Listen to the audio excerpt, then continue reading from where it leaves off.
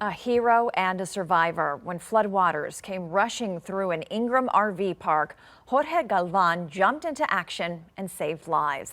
KENS 5's Meredith Haas spoke with Galvan and his son about the frightening moments. 20 years of celebrating at this park, Jorge and his son Manny witnessed tragedy. This year, Jorge rushed to save people as floodwaters barreled in Friday. It just turned into like a river tsunami real quick. There was no warning, there was no telling if the river was rising or not. It was just a wave that hit you. Loud booms of thunder jolting Manny and his father Jorge awake in the night at the HTR RV park in Ingram on July 4th. And as I opened the door to the RV, the water was flowing rapidly underneath the floor. The waters were rising, and then Jorge heard a woman yelling, honking her horn. And I could hear her yelling, get out, get out. And so as I was driving towards the exit to get my family, I started honking as much as I could. I got there, I told my son, get out. It's flooding, get out. Soon Jorge did the same, but within minutes they saw RVs. Just floating like a box of matches. Jorge was banging on doors and blaring his horn, trying to save lives. He, along with Manny and his fiance, made it up the hill. Just went back to see if I could get more people out. And I saw a whole bunch of people coming up on that driveway. And they were carrying children and stuff like that. And one lady just told me, sir, don't go back. It's real dangerous. Don't go back. There's a lot of people trapped down there. And I could just hear loud noises and stuff like that. And by that time, I couldn't do anything else. Now those he saved sending a message of gratitude. I didn't think it was going to flood to that level. Like I said, I love the people of Kerrville, Ingram, Hunt. Our hearts are with them, and we extend our love to them. In Ingram, Meredith Haas, KENS 5. In Hunt, many people say they only had minutes to escape the floodwaters. Tonight, we're hearing from a high school senior who did what he could to save his entire family. KENS 5 reporter Megan Reyna has a story. It's another rainy day in Hunt, Texas. But the Velasic family, like many, are trying to salvage what they can. This was the living room. We had a chair there, here, and a couch there. Cody, a senior in high school, has spent his entire life here in a small neighborhood on the other side of Highway 39. Our back fence is where the 100-year floodplain ends, and we are 20, almost 30 feet away from that. This is crazy. Friday morning, his family woke up to the rain. Cody and his father went outside and realized the water was rising quickly. The river was to our back fence. He yelled to his parents that it was time to go, but amid the chaos, their dog had run off somewhere. Forced to leave their pet behind, they started making their way to a neighbor's house uphill. The water was at Cody's waist. The current, it almost tripped some of us. Within 20 minutes, water filled their entire home. He could hear neighbors yelling for help. It was a horrible feeling because you wanted to help them and you didn't know what would happen to them, but you knew deep down if you tried going out there, then something would have happened to you as well. All they could do was wait till the water receded, and when he finally made it back to the home, he was met with a small miracle. I had to break my window, and when I climbed through, I heard scratching and kind of like a whimper. So I turned my head around the corner and I saw him just floating there in the washer. Their dog was alive in the washing machine. But the grim reality is several people they know are gone or missing, including a neighbor who lives behind them. So even though this home is destroyed, this family is forever grateful. So you can replace a house, but you can't replace lives. And just to give you a better idea of how violent and dangerous those floodwaters were, what was behind me was a home. All that's left is concrete and debris. Reporting live from Hunt, Megan Reyna, KENS 5. There are hundreds of, maybe thousands of volunteers in the Hill Country. Some are cleaning up, others serve food, and still others are providing spiritual support. The Billy Graham Evangelistic Association has chaplains deployed to Kerrville for those who need someone to talk with. KENS 5's Rania Kaur is live with the international director of the organization to share more. Rania. Audrey Berry, the organization has been here since day one, providing spiritual resources and ministry for whoever who needs it. With me is Josh Holland, who's the international director of the Billy Graham Rapid Response Team. How are you this morning, Chaplain? Well, we're all devastated, of course, about what's going on here, but our ministry is honored just to provide a ministry of presence here for people who are suffering an unthinkable tragedy. We were talking about it earlier. Tell me about the services that you guys provide. So we have crisis-trained chaplains who are trained in providing emotional and spiritual care to people that are going through a disaster, and there's not one that could be any worse than this. Our hearts are all ripped out over what's going on here. And so our chaplains, we have about a dozen chaplains on the ground here that have been talking with people, ministering to first responders. Some of our chaplains have a first responder background, and of course all the brave men and women going out doing this rescue and recovery and search and rescue need support as well. They're traumatized. We've been ministering to family members of people that have lost loved ones, and just the entire community is impacted. It's a tight-knit community here in Kerrville, and we've had conversations with people and offered prayer with people and are just providing a shoulder to lean on, to cry with those that are crying. The Bible talks about how as believers, as Christians, we mourn with those who mourn. And so we're here just to provide a ministry of presence, to listen, and to help people process this unthinkable pain. Grief can look different for many different people. How do you sort of balance dealing with this disaster while still having that faith background? Yeah, so we're a Christian organization, and our chaplains have found peace with God through Jesus Christ. This is a broken, fallen world filled with so much suffering and pain, but we believe God loved the world so much that he sent his son Jesus Christ to die on the cross, rise from the dead. We can have peace and hope through that, and yet there's such heartache here. I've been moved personally at the faith of the people here in Kerrville. Church signs, there was a sign I passed just today, God is our refuge and strength, a very present help in time of trouble, from Psalms. I met a grandmother last night who lost her 20-something-year-old grandson, and as her heart is ripped out, she's clinging to faith in God. She has peace in her heart because her grandson knew the Lord. And so it's an unspeakable, unbelievable tragedy, and there's no words we can say, there's no magic words our chaplains have to make anything better, but we listen to people, we talk, we pray, and we just provide any type of support and compassion we can give during this devastating situation. Thank you so much. Now, Billy Graham is also an organization that's associated with Samaritan's Purse. Coming up in the next half hour, we'll speak more here with Mr. Holland. Audrey Berry, sending it back to you.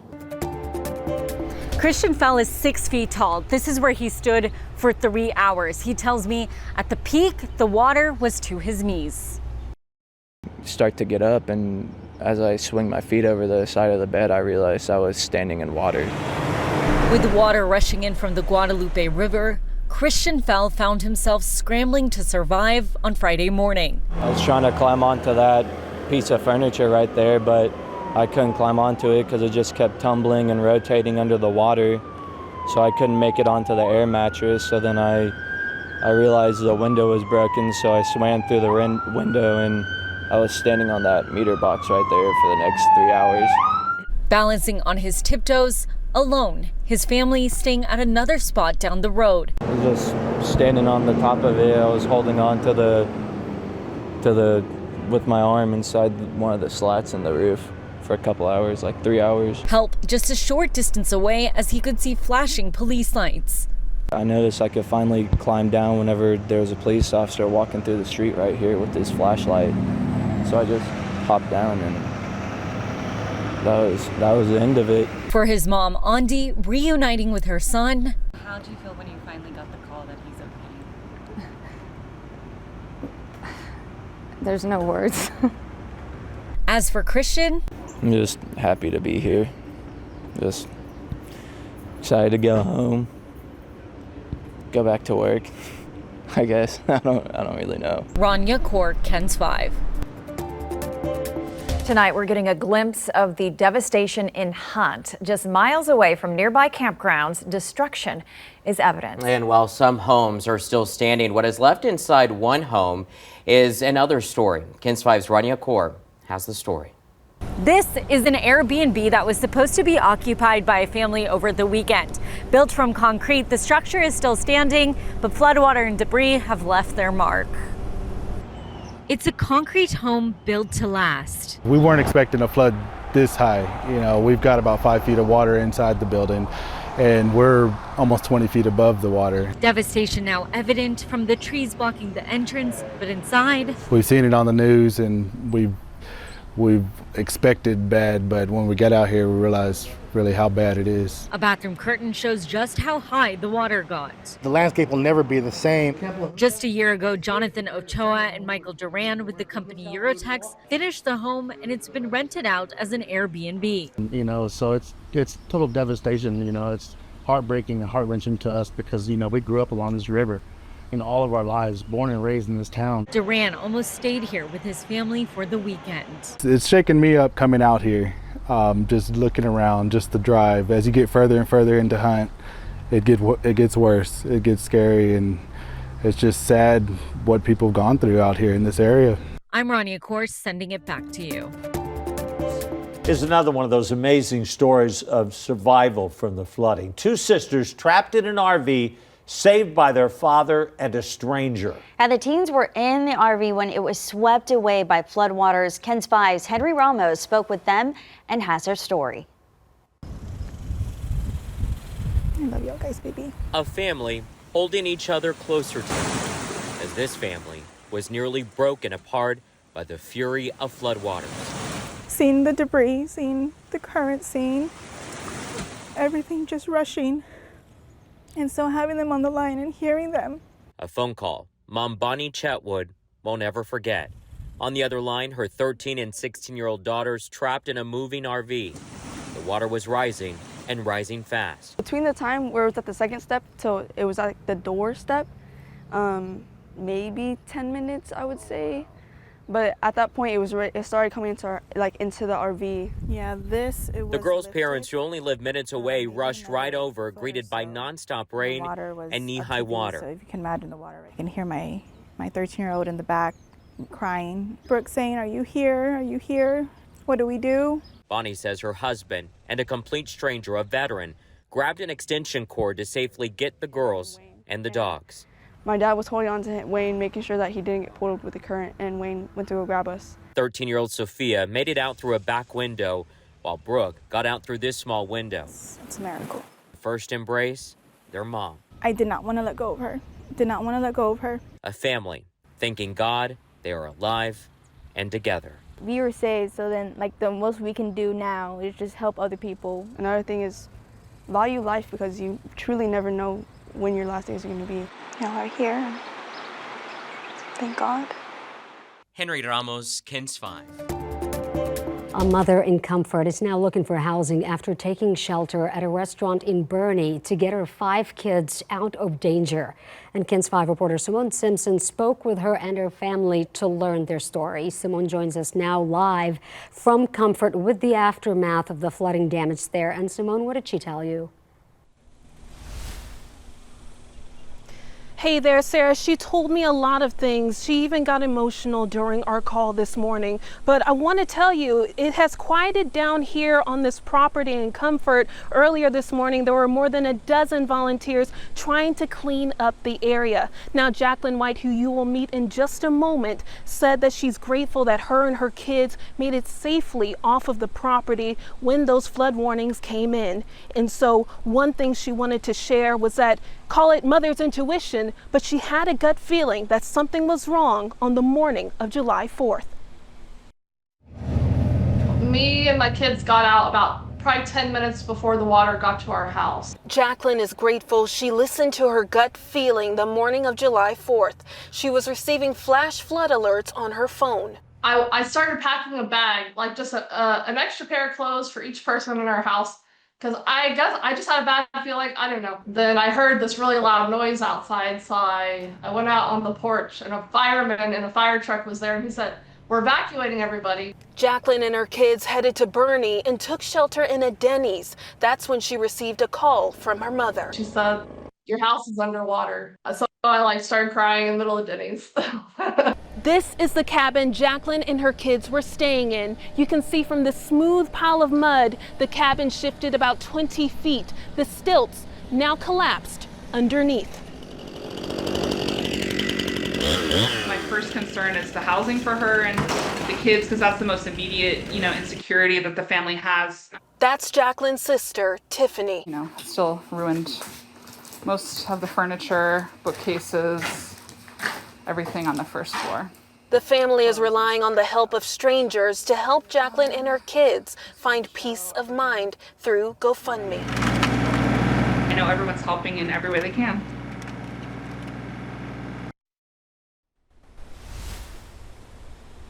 And speaking of a lot of people doing their part, as I mentioned earlier, there were more than a dozen volunteers. And guess what? They came all the way from Georgia to help this couple's property and help with cleanup efforts. Where we are, this is Jacqueline White's parents' property. And so one thing I want to share too is that Jacqueline was going to be finishing up college in a month. And so now her top priority is, of course, finding stable housing for her and her family. If you'd like to support her, we'll have a link to her GoFundMe on our site at KENS5.com. Reporting from Comfort, Simone Simpson, KENS 5. Henry East's Camp Mystic has been around for nearly a century. It's a private Christian camp for girls. On Friday, there was about 700 girls there. And while hundreds made it out safely, there is immense heartache tonight for the girls and counselors who did not. In the days leading up to the morning of July 4th, hundreds of girls at Camp Mystic were experiencing joy. I mean, you have to realize this camp has been around. We were going to have our 100-year reunion in April. Reagan Petrish Mendoza's mother is a camp nurse. She says she picked her mom and her daughter up from the camp on Thursday, just one day before the surging floodwaters hit the campsite. I cannot express the pain and heartache that I am going through, that my mom's going through. Mendoza attended the camp in the 90s for several summers. She says Camp Mystic helped her grow close to God. It's, it literally saved my life. She says the owner and executive director, Dick Eastland, was a father figure to all the girls. The camp confirming Monday 27 campers and staff died, including Eastland, who in his last moments was trying to rescue the girls. I mean, literally he gave everything, literally, to save those girls. And I am just heartbroken because, a lot of the moms of those girls were in my cabin. But hundreds of girls were able to escape the floodwaters. These videos shared by a camp nurse as first responders showed up Friday afternoon. These counselors got these girls out. It was just absolutely amazing. And in this moment, the girls doing what they could to remain calm, singing a song, praising God. So amazing, because you would have thought, that they would have been just bawling and all this, but no. They're singing. Yeah, Camp Mystic songs. Mountaintops, praise God, I want my world to know.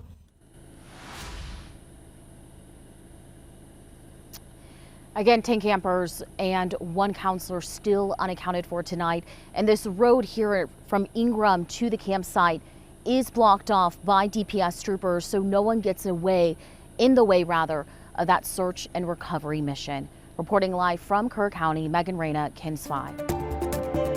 Tonight, a story of Texans helping Texans. Kerrville is just an hour and a half from Uvalde, a town that experienced tragedy of its own 3 years ago when 19 children and 2 teachers were killed in a mass shooting at Robb Elementary. Yeah, and just yesterday, a family of one of the children killed in Uvalde headed to Kerrville with supplies to those in need. Amanda Henderson spoke directly with Gloria and Javier Casares, who say they are giving back to the town that was there for them during their darkest hours. Packing their trailer to the brim, Gloria and Javier Cazares loaded up their trunk with their family, heading to Kerrville with help from Uvalde. We see the missing children from the cabs. It's heartaching, it's heartbreaking, it's gut-wrenching. We know exactly how those parents feel. The couple's daughter is Jackie Cazares, one of the 19 students and 2 teachers tragically killed in the Robb Elementary mass shooting. Just to know that your daughter's not coming home, we knew we had to help. We knew we had to do something. And I know you guys said Kerrville was so kind to y'all when you guys were going through your darkest hours, and you said that's another reason why you guys wanted to be here in their darkest hours, to support them the same way they supported you guys. Yes, Kerrville, we heard that name quite often, and they did. They supported us quite a bit. So here they are, returning the favor, looking to help all impacted by the fatal Texas Hill Country floods, putting out a call for donations through a nonprofit in Jackie's name. So our oldest daughter, Jasmine, has founded a nonprofit honoring her little sister, Jackie, Jackie's Loving Hands, and so it was her idea to just try to collect stuff. We're doing this not for us, it's for the community, so again, whatever we can do to help out, reach out, and we'll do what we can. And the public answered. The items including water bottles and dog food. Jackie loved pets. She also loved helping others in need. A quick story about Jackie. She was a warrior. She worried on TV seeing disasters, and she would always wonder like what happens to those people. And knowing that we can help out whenever we can, and in her honor, and of course we're going to do that. Hi. Out of the Way Cafe is closed for the day. How are you? There's no espresso, but an express delivery of kindness. Owner Shane Warman closed the cafe to open it up to his community to accept donations. We are taking clothes right now, clothes donations. We're separating it, sorting it, men's, women's, kids, or whatever, and then making sure that we have them for whenever the time comes that the families need them. Small hands doing big work, loading up supplies to be delivered. It really hit my heart. It could have been me. We're all neighbors, and when the time calls, we just all like to pitch in and help each other. Shane hopes to help the smaller communities often overlooked. Comfort, Centerpoint, any of those places that need help, they're more than welcome to reach out to us, and we will make sure that they get what they need. Our lives may go on, but other people's lives are changed like forever. There's no noise from the coffee machines, but the message is loud and clear. No one in need will be left behind. The cafe doors remain open for donations, and they say they'll keep going as long as they're needed. In Lake Hills, I'm Roxy Van Ruden, KENS 5. Friday's floods in Kerr County came fast, and for a family of 9 celebrating the 4th by the river, survival meant breaking through a wall in the middle of the night. CNN's Pamela Brown met up with the family. It's hell. It's whatever, but we're alive. God was with us every second, provided what we needed. An incredible story of survival for this Hunt, Texas matriarch and her family. Right, there's the escape hatch. Right there, the escape hatch. Yep. So you all squeezed through that time? Well, I was the hardest one to squeeze. That was the problem. I couldn't diet fast enough to get out there. But anyways. But you got out. 83-year-old Penny Dupree was the first to wake up and sensed something was wrong in the early morning hours of July 4th. I got up to go to the bathroom. And when I went to the bathroom, I flushed it, and it goes. And I went, again, we're having plumbing problems. So I laid down for a few minutes, and I went, it's rained a lot. I think maybe I better check the front of the house. And that's when it was just flooding already. Her daughter, Carrie Wilt, who lives 2 miles down the road, explains how all 9 people staying at the house managed to escape. So they gathered everybody up into the sleeping loft. This is where the grandkids slept, right? And they all got up to there, and you can see as you pan around that where the water level was. Pop, pop, pop, pop, pop, pop. Each one of them had a buoy, and were just hitting it and trying to get out. Who was holding the babies? Their parents. So they had a whole system, and in getting them to safety. This is insane. I can't believe they survived. It's a miracle. It's not insane, it's a miracle. So just imagine they're up here, 7 adults, 2 babies, 2 dogs, and the water is rising so quickly, they're trapped. And the only way to get out was somehow to burst through. And so they just grabbed something, and the 3 men were trying to create this. And all they had in the pitch black was a baby monitor light. Most of their possessions are gone, but they're left with the most important thing. We have 9 lives. We have everybody's safe, everybody's healthy, barely a scratch on anybody. And a connection to their family history, while a little battered and bruised, is another story to tell. My great-great-grandmother is Frances Hodgson Burnett. She's the author of The Secret Garden, Little Lord Fauntleroy, A Little Princess, and 50 other books. And my mother was the keeper of, kind of her stuff. So she remained actually hanging here throughout. She got waterlogged, of course, but she's okay. A lot of laughter was had in this house, right? You are exactly right. Another win. And plenty of laughter still to come. That's my dad. Yeah, we found it. He's in there. We found his ashes. Oh my gosh. Should we move the Dr. Peppers off of him? Yeah. Just give him some dignity here? He would somehow find that amusing, I think. Oh, yeah. Even if it's sitting around in a circle by the rubble, because they're still on this side of Earth and together. You must have thought at one point, though, you were going to die, or... No, I didn't. You didn't? No, because that's not an option. Yeah. Right? Yeah. Is it? It's not an option. Love that story. So now Penny, she can't live in her house. So you've seen it's pretty much destroyed. So she's moved in with her daughter, who says that she's thrilled to have a new roommate. A family on vacation escaping the floodwaters by climbing out of windows. KENS 5 reporter Simone Simpson has their story.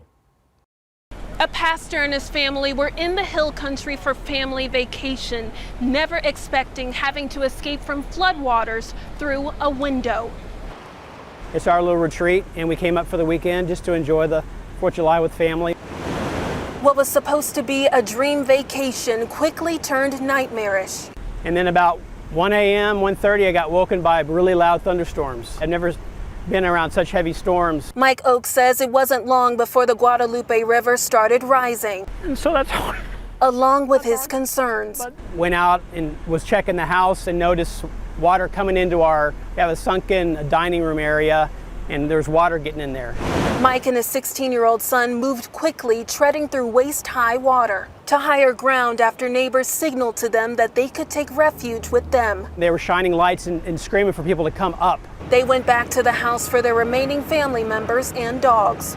And we began to take people out of the house, crawling out of the windows, and just as my mother-in-law came out of the window,